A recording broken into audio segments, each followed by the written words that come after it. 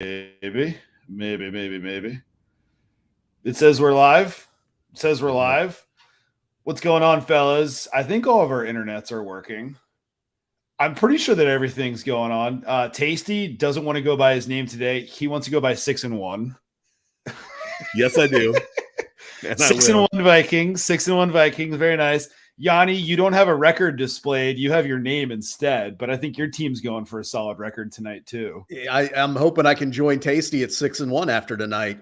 Join it at 6-1. My Me Eagles too. got yeah, right. Do you guys have any bets on those games tonight? I've got two bets. I've got Diggs on an over reception prop 6.5. I think he'll get there. I think this could be a little bit of a dink and dunk game where he catches some. And then I've got an alt line with the Bills minus 13.5. So if they get it done, I think they'll get it done pretty easily. I'm probably going to add an alt line. I haven't added an alt line yet, but I feel like if they win, it's going to be similar to that Eagles-Steelers game that we saw today of like 35-13. And then you're like, okay, yeah, I might have fallen asleep in the fourth quarter, but I fell asleep for a reason because it was a blowout. But yeah, no, 6-1 Vikes. Tasty, did you like what you saw today? It's probably time to break it down, and then we'll get into the line openers in like 10, 15 minutes here or so. But I liked what I saw overall, no? Yeah, I was happy with it, man. I thought the defense looked better. I'm not going to say that they were stout and amazing, but they made some big plays, honestly. And Kyler Murray, I thought actually played a good game for him today. He made a lot of stuff happen. I think that Cardinals, we talked about this last week, but I think that with Hopkins back, that Cardinals team is a decent team. They're not unbelievable, but that's a solid win to me. And they fought back from some adversity. Going down in the second half and then coming back with 2 touchdowns to take the lead. The freaking missed extra point, always the kicking shit with Minnesota to have it be an 8-point game instead of a 9-point one. So I felt like, overall, I was really happy with the way that game looked today. No, it's a pretty good win. They're 6-1 now. You could probably go through like a 2 to 3 game losing streak and still be in the conversation now. So it helps to get to 6-1, average 5.6 yards per play. It seems like here. Yeah. The Cardinals had 5.4. I mean, Cardinals at 3-5, Yanni, the Cardinals, I expected to come in and cover this spread. I had them plus 3.5. Plus 3.5 didn't get there. Not a great result for them, but it seems like the Vikes are here to stay and pretty solid overall team here. And Justin Jefferson almost going for another 100 spot through the air, Yanni. Yeah, I'll tell you, I have mixed feelings on this game. I, like you, had Arizona, so a little disappointed. And to Tasty's point, I was hoping they would make that extra point because then I figured maybe they'd play some soft defense and they'd be able to backdoor that. Obviously, with the 8-point lead, they had to play a little tighter on defense and were able to hold them. Arizona shot themselves in the foot multiple times during that game in the second half. So I feel like they had a chance, and maybe it's just sour grapes for me because I didn't get the cover, but I felt like they still had a chance.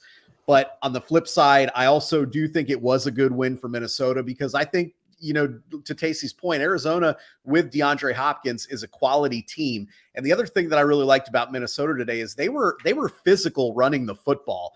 And to me, that's where they've been a little bit surprisingly lacking offensively, is they haven't really run the ball that well. But they ran hard today. I mean, both Cook and Madison ran hard. And I think the other part that really has to feel good is defensively, especially the first 3 quarters, their defense finally stepped up and was playing some really good football. So I think if you're a Vikings fan, you're encouraged with that, even though I still feel like Arizona could have covered that game. I think you got to feel good if you're a Vikings fan and you're 6-1 and you come away with that win. Coming away with the win. Still 2 teams that I never feel comfortable laying points with, but in certain spots, if they're dogs, I'll definitely take them. We'll see what their openers look like next week. Let's pivot to Dolphins and Lions. Tasty. I had Dolphins by 3.5. That barely got there. Did not look good early, but it got there because the Lions do Lions things, especially in the second half, and they just kind of wear down. And Tyreek and Waddle and Tua and Raheem Mostert, too much for the Lions. I'll take that victory. Now the Dolphins are sitting at 5-3, looking like not juggernauts, but they're creeping into the mix or creeping there. Did you have anything on that Lions Dolphins game, Tasty. I had the over. So I mean That hit. That almost hit in the first half. So that was fine. And I actually did have the Dolphins minus 3.5. Honestly, one of the things I'm kicking myself from today was I wish I would have bet the Dolphins live when they went down by 14. Because I just thought like the Lions let people come back. The Dolphins are explosive. It's never a given, but I can't say that I was shocked that they came back. No, I probably was at one point the Dolphins were probably touchdown underdogs. It was 14-0 Lions, 21-7 Lions. You're probably going to get the Dolphins about a touchdown, maybe even a bit more on the live line. So it's probably something like that. Yeah. That's something that I really haven't done too much this year. Like in years past, I've tried to pick off some live lines, but I've just been pretty disciplined and have so much outlaid on Sunday that I'm just going to enjoy the games. But certain spots, especially with those teams that are capable of just giving up a bunch of yards and points late, just fire against the Lions. But we got there with Miami. They're 5-3. Guys, let's talk about the Saints and Raiders. All of us had the over. All of us want Josh McDaniels to just never be a coach again. That's one of the not worst losses, but I'm thinking personally it's the most disappointing over-under bet I've had on the year. Yanni, that didn't get there, and the Raiders got shut the hell out in New Orleans. You know what were the odds going into that game of the Raiders having 0 points? I mean, crazy. I'd love to see the line.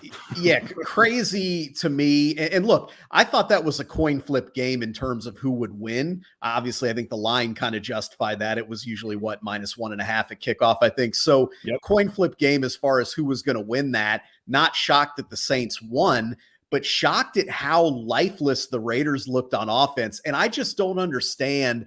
You know, the Saints were without their probably what I would call most important defensive player. And you've got Devontae Adams, Hunter Renfrow, Darren Waller was back. You could run with Josh Jacobs, and you can't put a point on the freaking board. I haven't watched the game as far as seeing exactly what happened. I saw bits and pieces on Red Zone. I saw Devontae Adams drop a pass uncharacteristically. So I don't know what all happened there, but I think you're right. I think you have to look at that and say, you're the Raiders going in there and you can't score a point. That has to be something on coaching. I mean, obviously there's execution, there's player, whatever, but I think you got to look at some coaching on that too. And again, we'll know more, I think, when we study the game a little bit more in depth, but man, that to me, that had to be the biggest dud performance of the day was the Raiders. I mean, that was pathetic. It has to be because they had it right in front of themselves. They're coming off of 2 wins in a row, and they were 0-4. And I'm not going to say that they're the best 0-4 team I've seen in recent years, but I regarded them more as like, a 500 team, 1-3 at the worst. They got it together.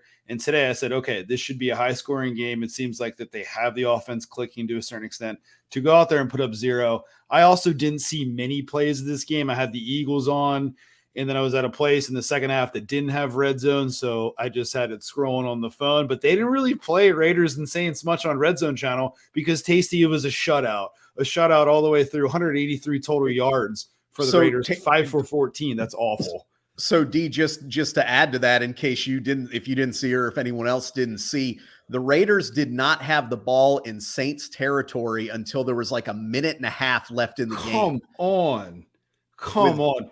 We need to watch this replay of what was going on in this game because that's awful. Like, it's a field that's catered to them. There's no weather elements. You're clicking, I'm not going to call it on all cylinders, but clicking in recent weeks. And now at 2-5, you're not out of the mix, but you got to go on another win streak to get back. And that's it for the Raiders, man. And it was right in front of them because the Saints had so many injuries. I'll put dirt on them right now at 2-5 in the AFC. You're done. You're done. Yeah. For real. That was very disappointing because Tasty, we had first half over. We picked off overs a week ago on that game, Tasty, at 47.5, right? Yeah, man. I mean, I was hoping all the way to the end of that first half because I had over 24. So I was hoping for the push at the end of the half there. I'm like, man, just give me one score this half and we'll get one. And it was ugly, man. It felt like I mean, I only saw what was on Red Zone, so as we've discussed, not a lot. But it seemed like Carr didn't have tons of time. I saw Devontae Adams drop a pass. I mean, it was maybe a 30-yard pass or so down the sideline, and he just dropped it right in his hands. It just looked ugly all around. Underwhelming. Let's hold that thought. Let's get to more positive talk, right? Let's talk more positive. Yanni, let's talk about the Niners. Niners got it done. Niners talk about a line that moved a little bit. And I know that moves through zero aren't always the most meaningful, but we went from Niners. I think it got up to 2 about midweek to 1.5. Niners with a bunch of guys rolled out, didn't have Debo. I think it was on Friday night. I was texting you guys. It was like, how many guys are going to be ruled out of this game? And I was like, maybe we see the Niners as dogs. Niners got to dogs on some books, picked off some nice lines. Yanni, great call on this one. Niners, it wasn't easy, but it was 14-7 earlier. We're thinking, okay, maybe the Rams have something. They got it home. They bullied their way in the second half. And Yanni, 31-14 win for the Niners. Yeah, I'll tell you, there were a couple things here. As you guys know, we talked about it a week ago, and I said the Niners were this week were my favorite play of the season. Enough so that I bet an alt spread of -9.5. I think on Tasty Show I did a alt spread of -3 for some plus money because I felt that good about it. But also, as the week went on Wednesday, they're saying, Greenlaw looks like he's going to go. Armstead might be able to get back on the field. So I'm thinking, okay, good. And then all of a sudden it's like, nope, out. And of course, Debo being a big one, right? I mean, he's killed the Rams. So, as it got closer, you start getting a little bit more nervous. And I'm sitting there thinking, man, maybe this isn't going to go the way it went. The game started off with the Rams coming out, playing well offensively, but I was nervous, but I wasn't. And what I mean by that is when the Rams were moving the ball, it was all like screen passes, wide receiver screens, things like that. And they had a couple nice plays early on where the Niners blitzed and they kind of ran a screen around it. And it was like, hey, kudos to them. They had the right play call on, whatever.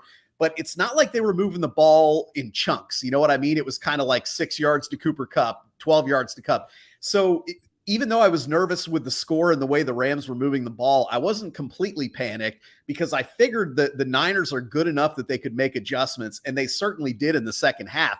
They got up, they got more aggressive, they got more physical, and they didn't allow them to do a lot of those screen passes. They were forcing Stafford to go to more of those 7-step drops, and as we saw in the second half, that's when they started to get the pressure, which is what I thought we'd see the entire game. But I think on the other side, you just have to say a couple things. Number one, Garoppolo played great in that game, better than I think myself or most people thought he would have played. Yeah. But you can't understate what having a guy like Christian McCaffrey can do with a quality offense and scheme. I mean, they involved him heavily and he paid off. And I think it's like one of those things where, okay, Debo's out, McCaffrey comes in, and they actually upgrade there. And the crazy part is when Debo comes back and they're able to have both of them in that backfield and the different things that they're going to be able to do offensively. I don't know how you defend that, quite frankly. I mean, I really don't. So McCaffrey came up huge. I'm glad it got home because for a little while going through the week and even at the beginning of the game, I was a little bit nervous. But at the end of the day, that San Francisco defense got after Stafford. Made the plays they needed to. And offensively, if Garoppolo plays like that and McCaffrey's running like he was and catching and whatever, they're a tough team. Very tough team. Very great call. Tasty, we rode. I think that Yanni had plenty of great thoughts. I know he had plenty of great thoughts. He had alt spreads. I didn't take the alt spread. I had -115 on the money line, and then they got down to a pick. I took them again. I felt pretty good about it. Christian McCaffrey's awesome. Tasty, I feel like this is a 4-4 team in a body of a 7-1 team right now. Like they're pretty damn good. Tasty, could be Vikings, Eagles, Niners at the end of the season in the NFC. Yeah, I mean, my main thought today watching that game was I feel really good about the futures bets I made last week. I mean, over 9.5 wins for a team like this. I feel good about it. So yeah. No doubt. Those lines that you picked off in recent weeks after they had that upset loss at Atlanta, and they lost last week also, as they gave up, 44 to the Chiefs, those lines are going to be gone. And I think the Niners definitely going to be favored in that division. I know that there's other contenders. There's technically a Seahawks team that has a better record still, guys. Seattle got home for me at -3. I think we all called and we all said that it was a bad spot for the Giants. Giants were in that one late. It was low scoring. Seattle got there. They showed that dynamic offense. Yanni, I think Seattle's here to stay at least through Christmas or so. And then we'll see about the last 2 weeks of the season. I think for me, you can safely say they're the second best team in the West, because at this point, I think you have to say that based on what we've seen, that they're better than the Rams, which is crazy to say. I believe they have the Cardinals this week in Arizona. So that's going to be a really interesting game to see. First of all, if Seattle, if we're going to consider them a good team, which I don't know that too many people do yet, that's a game you go on the road in the division and win. And if they do, I'll go on the record right now and say they're a good team. If they go there and they can't get it done, I'm not going to say they're a bad team, but if they go and they can't get it done, I think we're going to say, they are what they are. They're a mediocre team, middle of the pack. So I think this next week is a big game for them, but I give them credit. Again, Geno Smith looked good, had a good game plan. Their defense stepped up a little bit today. And, you can't take away, again, I think we talked about it last week. Most of us, I know I did, had them as a bottom 2 or 3 team in the league heading into the season. Definitely. And, at this point, they're most likely going to sneak into the playoffs would be my guess. So, Tasty, I'm happy that Seattle got there. I think it was 2-0-1 for picks on your show. I'll take it. Didn't get that last under home, but Seattle, man. Seattle keeps looking good. And then in a couple minutes, we'll talk about the line openers for week 9. But any thoughts that you have about Seattle here, Tasty, or the Giants? No. I mean, in some ways, I feel like the game sort of went at least sort of how you thought it would go. I mean, I think the Giants, again, looked like an okay team. And I continue to be impressed with Seattle. I think I go a little, it's not my first thing, but I go a little bit off of just how I feel about teams. And this team, the way I would describe it is they feel more and more solid to me. It doesn't feel like smoke and mirrors. Geno continues to just drop dimes. If you watch the passes that he's throwing, they are spot on. I mean, it's incredible. So, and now Kenneth Walker too. I mean, that run he had at the end of the game for their last touchdown, he should have been tackled twice, and he just fought through it and got into the end zone. I mean, this just feels like a really solid team to me. Yanni, I'm with you. I actually almost bet the Seahawks for next week already. We can talk about that in a minute. But that'll be an interesting game to see if they can kind of cement that second in the West position. No, it will be very interesting. I think that they're right there. They look awesome. That this is a team, to Yanni's point, I had marked as a bottom 5 and maybe even a bottom 2 team in the league. And all of a sudden they're here, 27-13 victory, 5-3. Their stats didn't look pretty today. 4.5 yards per play. Giants only at 3.5. We knew it was a bad spot for the Giants. Let's not write the Giants off. I think that they're a very solid 6-2 team, but very bad spot.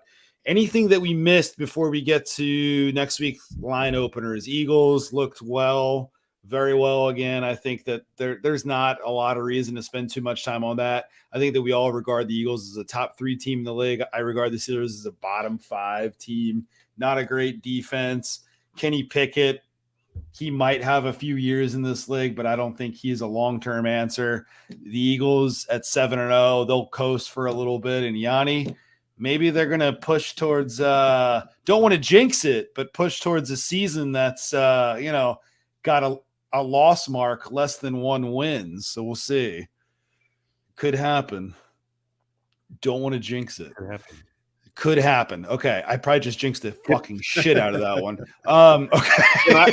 Can I throw in something weird here that maybe wouldn't be expected to talk about, but it just is something that stood out to me today? Yeah. 100%. Yes, please. It's not the Eagles. I love the Eagles. They're crushing, and they're going to keep crushing. They play the Texans next week. It's awesome. At Houston. All the bets are great. I was just shocked today. I feel like there's a chance Chicago is figuring some things out. Now, I think the Bears still suck talent-wise, but they went down big to Dallas, and they were running the ball well. They ran some good RPO stuff, which Justin Fields is good at, and then they were throwing the ball down the field, which Justin Fields is good at, and making some good connections. So anyway, I just this is going to play into one of the bets I made for next week already, but I was pretty shocked with what I saw from Chicago today, and impressed for a bad team to look like that. Was impressive to me. Yeah, no, let me echo that real quick, because I actually thought the same thing, and we hadn't discussed that, but it almost seems, to your point, like their scheme the last 2 weeks has been a complete transformation, which is allowing them offensively to really do what they do best, to your point, and put Fields in a position to play better, which he has. I think the interesting thing, not that we need to spend too much time on this, but the Bears to me, so what do we hear with the Cowboys for the last year and a half? You know what? Tony Pollard's better than Zeke. Well, Pollard got his chance, played great. Khalil Herbert is better than David Montgomery for the Bears. And I think they moved the football. Actually, they moved it pretty well with Montgomery as well, but they moved it much better when they started playing Herbert in the second half as well. I think that's a team that they need to make a switch at running back there. And I think, to your point, they're still not a good team. They're not going anywhere, but I think they all of a sudden they go from quote unquote a bottom feeder team to somebody that now you at least have to pay attention to. Totally agree. And this is a team that, because they're getting a little bit frisky, you got to look at some over spots with them, because they get into some spots that Fields can move the ball around. Probably a good segue to get in next week. I might have already called one of Tasty's picks, but this is a team that, a month ago we said, all right, they're putting up 6 to 10 points a game. This offense looks useless and they might lose 15 games. This might be a team that's 6-11, pushes some teams to the brink. They're going to lose against the top 10 teams. But again, today, I know that Dallas put up close to a 50 spot, but they came back in that game. They made it 28-23, and it was a respectable loss. I know the final score, if you look at it, doesn't look good, but it's another game that if you want to look at the film, take a look at it, because Chicago likely did some good things. I saw them do some good things. They picked Dak off. They're getting it together, and they might have a coaching staff that's building for the future. And maybe all of a sudden it's like, maybe Fields isn't the worst young quarterback in the league. So that's a pretty nice positive story there if you're a Chicago fan. Tasty, let's go into week number 9 right here. We're just about at the halfway point, which is kind of crazy of the NFL season. Just about at the halfway point of the regular season. What are you looking at? We've got, Dolphins and Bears, 4.5 point spread. Dolphins are favored over under 45. This is next Sunday afternoon at 1 p.m.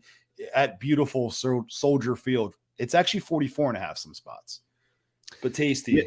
During the Bears and Cowboys game today, I took over 42 in that game. Oh, okay. So you got a nice line. Yeah.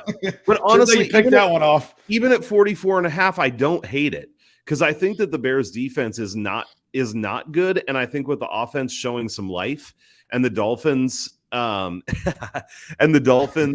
defense not necessarily being incredible either, I don't necessarily even hate it at 44.5.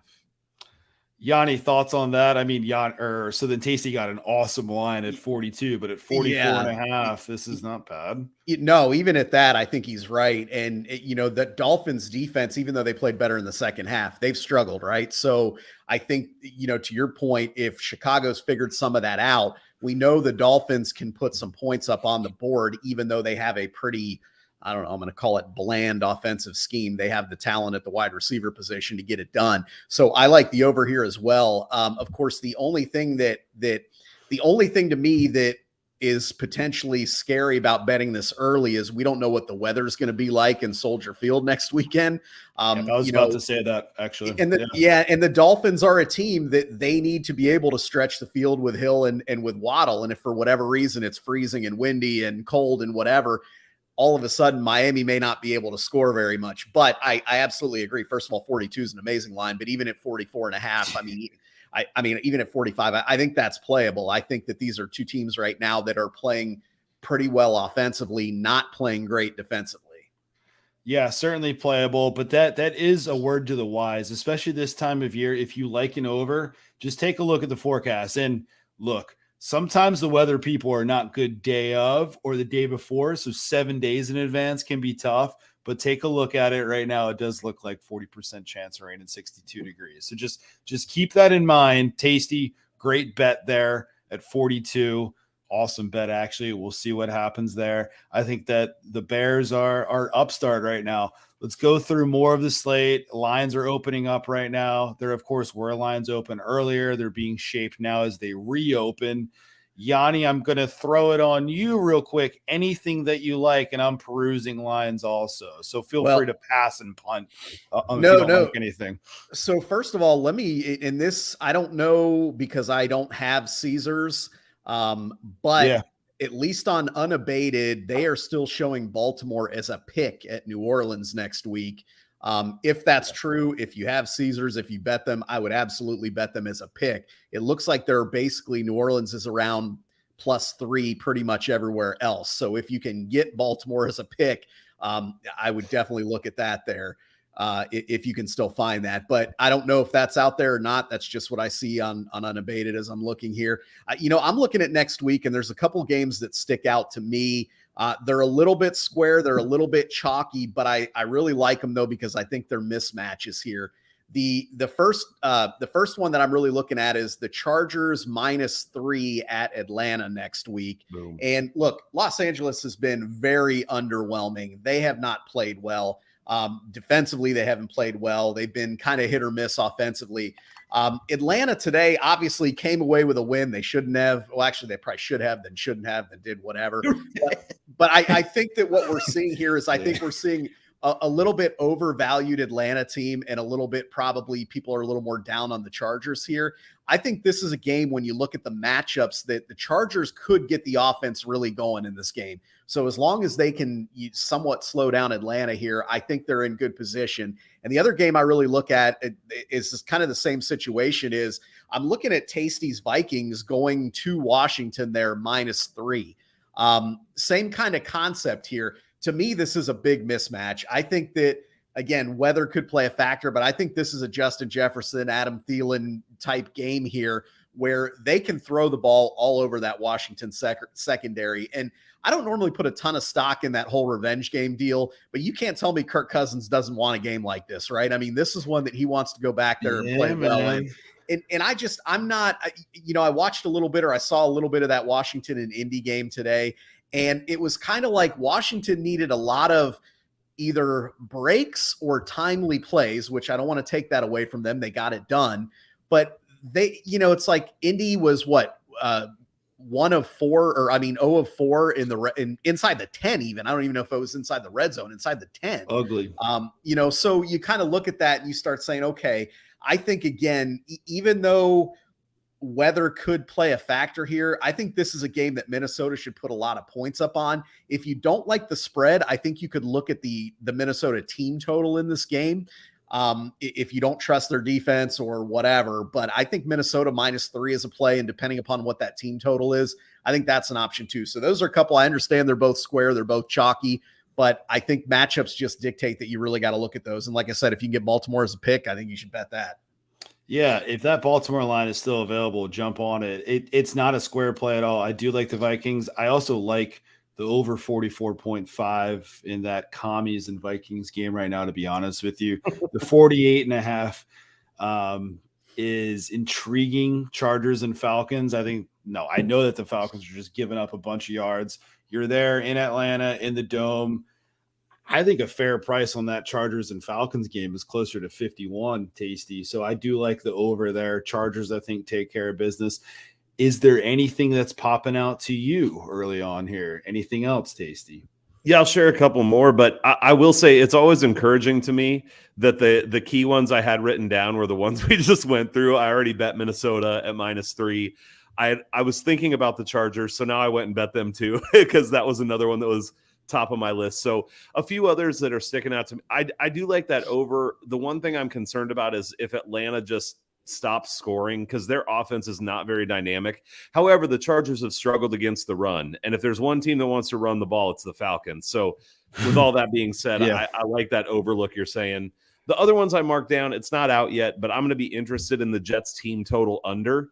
I'm just not impressed Playing with the their Bills. offense. Yeah. And they go up against a real live defense next week. So I think they're screwed offensively, but probably overall. I don't bet spreads that wide very often. I already put the Bills in a teaser for next week with the Eagles. And then the other one that I teased up, which is actually interesting, Yanni, I mean, I would agree if it was even money. I don't think that's available anymore, but is teasing the Saints up. I think the Saints are now, granted, today was a little fluky with the Raiders. I'm not saying that proves a bunch, but their offense has been good 3 weeks in a row. And if their defense is getting healthier, they're at +3.5. I think that might be enough already. So I put them in a teaser up to 10.5. with the Bills and the Eagles. I like Yeah. those. So Yeah, those are some that stuck out. Yeah, no, I do like that Saints going up. The Saints are not a team that I like to lay points with, even though I have a couple times this season got lucky the one time against Seattle. But if you're going to tease that up, I think that's fair. The Bills, what's really interesting is that, yes, the Bills are just about 12-point favorites. There's 11s out there too. But teasing the Bills down, honestly, not a terrible idea because you're getting through 10, which is more and more critical. You're getting through 7 and 6.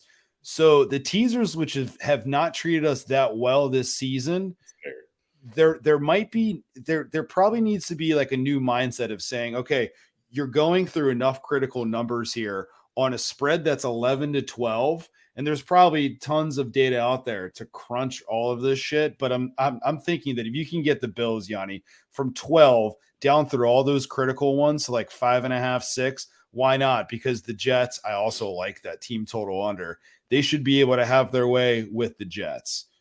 There's no reason to talk me out of that. Correct, Yanni? No. I think again, I rarely do what you said there, but I think rarely, but there's there, certain things now. Yeah, there are, and I think this is one of those situations where you could make that case, and I think feel pretty good about it. The only concern I have on the Jets team total under is depending upon how the Bills look tonight, that could dictate it, right? I mean, if they completely shut Green Bay down versus if Green Bay moves the ball and scores. I have a feeling that one might be 13.5, and I'm not kidding. So no, for sure.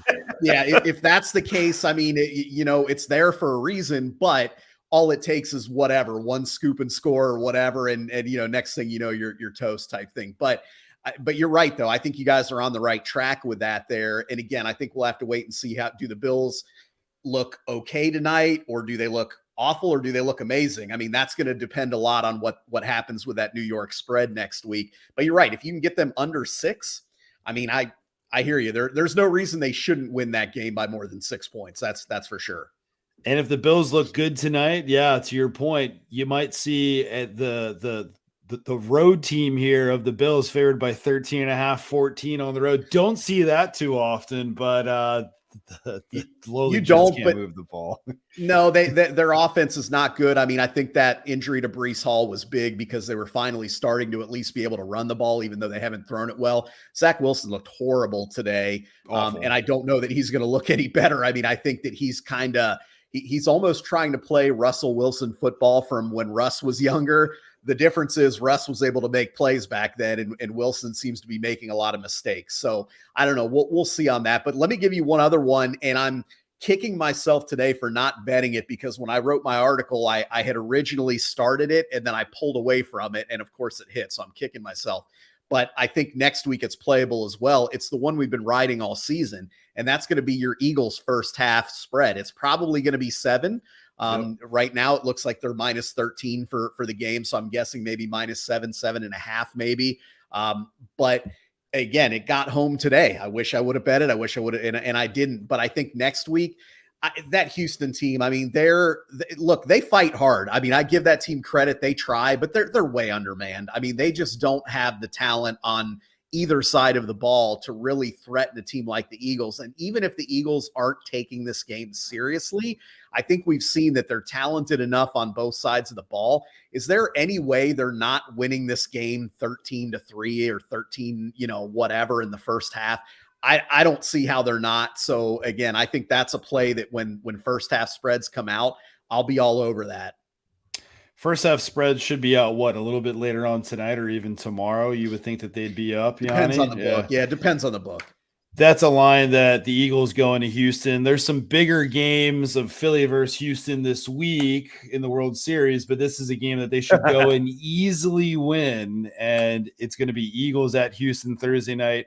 If the World Series gets to a game 6, which I think, it's only 1-1 right now, it should happen. That there's probably to be plenty of drunk Philly fans at Houston for the Eagles on Thursday night, and then game 6 of the World Series at Houston Friday. And if we get to a game 7 Saturday, but the Eagles have been a juggernaut first half, Tasty. We keep riding that week after week after week. It keeps hitting, and no reason to think that the Eagles aren't going to roll again here, Tasty. Right? Totally. So, Anything else catching your eye? I'm perusing lines right now. I'm going down. I see Packers favored by 3.5. There's cheap 3.5s right now at the Detroit Lions next Sunday, 1:00. Over under ticking up to around 50. There's a 48.5 at FanDuel right now. So this is moving. You guys have any thoughts on that? I'd say over or nothing, but I want to see what Green Bay looks like tonight. Maybe we'll see some offense finally. Maybe we'll finally see some offense out of Rodgers, guys. I'm going to go the other side of the fence. I would lean under in that game. Under. Yeah, I mean, I don't like, first of all, I don't like Green Bay's offense, period. They've actually had some struggles in Detroit. They haven't played their best football there. So there's that there. As far as the Lions go, I think that Green Bay should be able to hold them down a little bit, even though I know their defense has been a little bit disappointing. I would actually lean under. However, to your point, we know generally the line's going to move towards the over there. So if you do want to play the under, you probably want to wait to play that.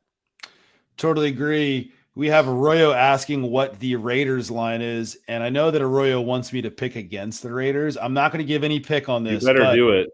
It's moving. I probably should do it. It's moving right now. It's Raiders favored by 1 at certain books at Jacksonville. This is not a London game, and the Jags are back in beautiful Jacksonville. Over under 46.5. There's 47s out there. There's some picks going on right now. There's money coming in on the Jaguars. That's what is going on right now. I lean Raiders. I'm not going to lie. I'm sorry, Arroyo. I tried to get him to do it, man. I don't know what else to do here. Just give me another 24 hours and maybe you'll convince me on the Jaguars. But a team that we haven't talked about too much today, Tasty, the Jaguars are very underwhelming. That I thought that they were going to be part of this whole conversation this season. They've gone from looking like that they could be true contenders to 2-6 and essentially out of the mix. Yeah, I mean, I actually didn't get to watch that game this morning, so I don't have too much to say about that game. Didn't miss much. Okay, if you lose to the Broncos this year, can't do much for you probably. So nah, it's not going to happen. I do lean Raiders in that spot. I think that the Raiders, I do want to know if the Raiders are staying out east because they're in New Orleans right now. If they're going west, and they're not a well-run team, and I know that Arroyo probably fucking hates me right now. But if they go back west and then come east, this is a classic spot to just stay east, get grounded, get it together. Because if you lose this game, you're 2-6 and your season is essentially done. So I do lean Raiders though. Rams are playing the Bucks. Talk about a game, 1-2 months ago that seemed awesome. Now all of a sudden it's 2 sub 500 teams. The Bucks, this is a late afternoon game. Bucks favored by 2.5. I don't see any threes right now. 2.5, 42.5, 43. Yanni, any thoughts on that? Did you do anything even before today? No, I the only thing I would say is you've obviously got 2 disappointing teams. I keep still thinking that at some point Tampa's offense is going to figure out how to get it going. There's a couple things. That loss of Shaq Barrett on Tampa's defense, not good. They've done okay getting pressure on quarterbacks, but Barrett was a big part of that. I don't know how badly that'll impact them. Obviously, we got to see what they get back in terms of their secondary. But I'll say this. If you asked me to pick it right now, I would take Tampa. And there's one other thing, and this is just speculation. It means nothing. But with all that Brady had going on the last week personally and whatever, he couldn't be focused. I don't care how much you're passionate about the game, whatever. Yeah, he has a lot going on right now. Yeah, man. And you can see it in his face. Absolutely. Right now. He looked tired. He looked deflated. He looked whatever. Stuff like that. Who knows how long? Is it a 2-day bounce back, a 2-month, a 2-year? We don't know. But what I do know is it could potentially be, hey, monkey off the back, right? The news is out. Things are final. Now I can focus on whatever. I don't know. And again, I'm speculating, so I mean nothing. I'm really just rambling. But I would take Tampa in this spot because I still believe between these 2 teams, I think the Rams are kind of done. And I still think Tampa has a shot. I still think they are good enough to turn it around and be a kind of playoff contending team on that next tier, right? And maybe not the Eagles, whatever, but kind of on that next level there. No, I could not agree more. And I think that, look, we won't know what's going on there except that news is officially out. It was probably weighing on them. To your point, monkey off the back, perhaps. I know this team has all the talent there. I know that they have a defense that was performing really well through like week 6. They have it there. They have all of the weapons to perform on the offensive side. Brady, I'm pretty sure, is going to play another 2 to 3 years at this point. They have talent. And if I had to guess who those final 4 teams in the NFC are right now, I'd say Minnesota, Philly, the Niners, and I think that the Bucks enter the mix. And I won't be shocked if the Bucks go and have a road game in round 2 of the playoffs, Tasty. They're like 4-point road dogs, and they're absolutely live. And I think that this is a good spot. It's a good get right spot. And I know that that's a cliche term, but the Rams, I think, are playing themselves out of this race. And I do not expect them to be in the playoffs. And the Bucks, this is it right here, 2.5 point spread. Yeah, I mean, I'm not doing anything with it right now, but I actually feel myself on the other side at the moment. I think, I don't know. I totally agree with what you guys are saying, that the Bucks can do this, and you can see them going into the playoffs and winning a game or two. But I've been thinking that for 4 weeks. And at some point, a team just isn't very good. And like Brady's skipping passes to people. I know there have been some drops, and like those balls can be caught. But I think you could say the same thing about the Rams. Their offensive line sucks, but they have talent on the offensive side of the ball. They have talent on the defensive side of the ball. To me, these feel like 2 very similar teams that are underperforming, except the exception could be that the Rams offensive line is a mess. So I don't know. I doubt I'll bet it, but I kind of thought 2 teams that I think suck right now, I guess I'd take the points, but I don't feel well. so. And you could, Tasty, to your point, there's a couple things. I mean, if it's 2.5, you could certainly tease it up. I mean, I don't think any of us see Tampa blowing anyone out at this point. Nope. So, you could get the 8.5. I don't necessarily like that, but you could also take the money line there with the Rams, because you're right. I mean, I think you could certainly say this is a coin flip type game. So obviously, if you feel that way, you can take the plus money. Something to me just, and like you said, it's been 4 weeks and it hasn't happened, but something to me, I still just feel like the light switch is going to go off a little bit. It's going to start clicking. And I think too, you got to look some of the teams that the Rams have struggled with. And even today, as an example, once the Niners started getting going, when you look at that Rams back 7 there, you got Jalen Ramsey and not a whole lot else. So if you're the Rams and you're locking him up on whoever, it doesn't even matter, Mike Evans, Godwin, whatever, you potentially have the other guy and or maybe a healthier Julio Jones now. You potentially have some matchup advantages, I think, if you're Tampa, that you can look to exploit there. The real key to me is the one thing I will, I guess, differ on is this Tampa offensive line has played really as poorly as the Rams offensive line has. So I think, it's almost there are a lot of similarities there. Neither team can really run the ball that well or protect the quarterback. And oh, by the way, neither team has a very mobile quarterback. So again, there are a lot of similarities. I think at the end of the day, to me, Tampa just has a few more weapons on both sides of the ball that I think I give them a slight edge. Again, I don't love it. I mean, I'm not sitting here saying go bet Tampa, because I have no confidence in that team right now. But I think for me, I just lean a little bit more that direction. Feels like a game where the loser is in really deep shit. I mean, the Rams are already in deep shit. If they lose this game, I consider them out. The Bucks can probably suffer another loss or two because that division is bad. But it's a game where it's like, okay, Tampa, if you're going to get it together, do it now. And if you would have told me about a month or two ago that this game would be set at 42.5 on the over-under after we saw those fireworks in the playoffs last year where they scored like 60-some points, color me very impressed that it's down to 42.5, but that is what this season is dictating. Yanni needs to go watch the Bills. Last thing I'll mention is that there is movement right now on Seahawks and Cardinals. That's actually a pretty good game next week. Seahawks at the Cardinals. Cardinals favored by 2.5 some books. Now there's threes. There's threes flat with even money payouts over under 49.5, 48.5 some places. Intriguing game to me. I don't know that I'm going to do anything on this. The Seahawks are a team, though, that it's like if you're giving me points, I don't regard the Cardinals as like an upper echelon team, even though that they're playing more upstart. They lost today. They're at home, but this is a pretty interesting line. So if you guys do anything with this game, let me know in the next couple hours, because I'm like, hey, I can't lay the points with the Cardinals against Geno Smith, who's cooking, guys, right? He's cooking.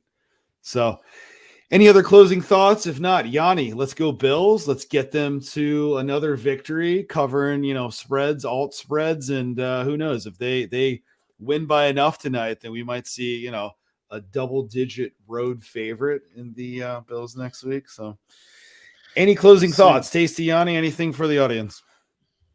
Go Bills! Go Bills! Go Bills! Down with the Packers. Down with the Packers. Yeah, if they win tonight, then they're in very, very, very good shape to get that 1 seed in the AFC. So, all right, fellas, appreciate it. We'll talk real soon. Thanks, guys. See you.